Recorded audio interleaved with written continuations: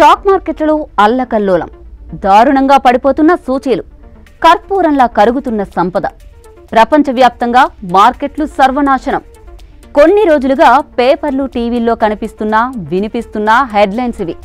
మార్కెట్లు పతనమవడం, తిరిగి పుంజుకోవడం ఏ ఆర్థిక వ్యవస్థలోనైనా సర్వసాధారణమే. అయితే అమెరికా అధ్యక్షుడు ట్రంప్ తీసుకుంటున్న అస్తవ్యస్త నిర్ణయాలు ప్రపంచ మార్కెట్లను షేక్ చేస్తున్నాయి. ట్రంప్ టారిఫ్ల దెబ్బకు మార్కెట్లన్నీ నేలచూపు చూస్తున్నాయి. చరిత్రలో ఎప్పుడూ లేని విధంగా మార్కెట్లు ట్రాష్ అవుతాయేమోనన్న భయం అందరినీ వెంటాడుతోంది. గురువారం, శుక్రవారం 2 రోజుల్లో అమెరికా మార్కెట్ ఇండెక్స్లు బాగా పడిపోయాయి. S&P 500 అనే ఇండెక్స్ 6% పడిపోయింది.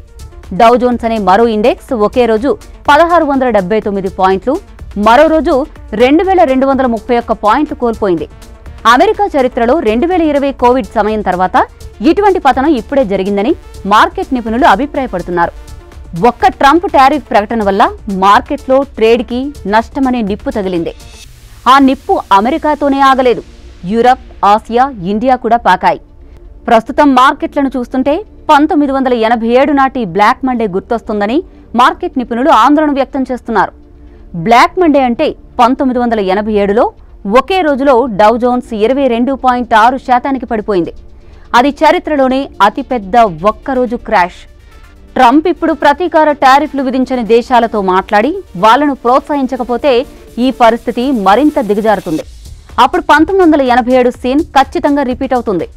అప్పుడది మార్కెట్కు పెద్ద నష్టం.